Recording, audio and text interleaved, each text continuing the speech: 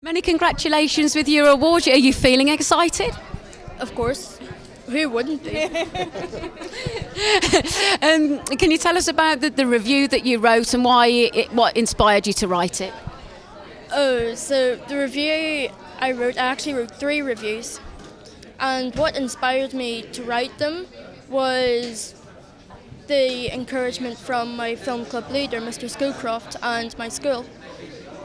And it was just amazing, and being able to find out what happens behind the camera was amazing. And then I wanted to write things about this and then tell people about it in case they didn't know.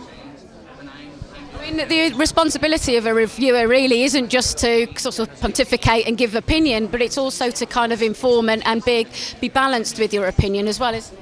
Yeah, I mean, I don't think film reviewers need to be afraid of giving an opinion. I think it's really important that you find your voice, whether I think, Frankie, you were trying to say this earlier about whether it's trying to be quite highbrow or finding a particular audience that you really want to speak to, but just making sure that whoever you're speaking to loves films as much as you do, and that you kind of keep encouraging just the world of film to kind of continue. It doesn't always have to be about saying that something is dreadful or saying that it's the best film ever, but like you say, giving something that's really balanced and I've lost my train of thought, I'm really sorry. No, yes, it is. It's about being objective in your opinion as well.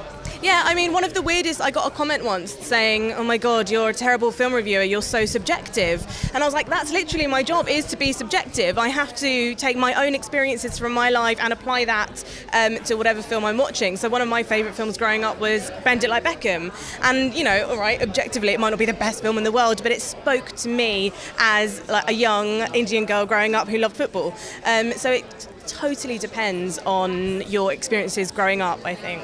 That's good. I think as well with film, you automatically think about the visuals, but something like review writing actually unleashes another form of your creativity as well. Yeah, absolutely. And as Frankie says, it's so interesting to sort of delve behind the scenes and find out the motivations behind why the film was made as much as what you're seeing on the big screen, because that's just such a small part. As I've realised, the more I've been reviewing films, it's such a tiny part of the whole machine, what you see finally at the cinema, and as Michael will tell you, it's all about the stuff that goes on behind the scenes that really informs the heart of a movie. And for a filmmaker, often reviews are kind of like the nauseating part of being a filmmaker, but it's also a big part of publicity, isn't it? Yeah. I mean, especially if it's, if it's an independent movie, it doesn't have a massive budget to do, huge billboard marketing. Like, it's going to be based on reviews that people hear on the radio or read in a broadsheet. That can really give like a film to have, such a big life, or it can kill it. So it's like, it's a really critical moment of a film's life. But as Rhianna says, you don't want someone to be, you don't want them to hold their punches. They've got to be honest, and you can sense it when you read a review whether someone's being too kind or too generous, or they're just telling it as it is. And that's what I want when I'm reading reviews.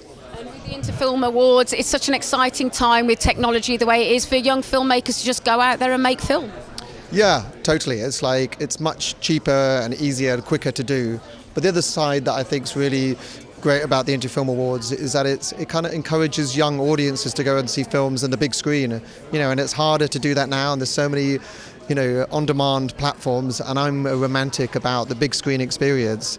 And if you're a young person, watching all this happen and celebrating that, I think that really helps the British film industry.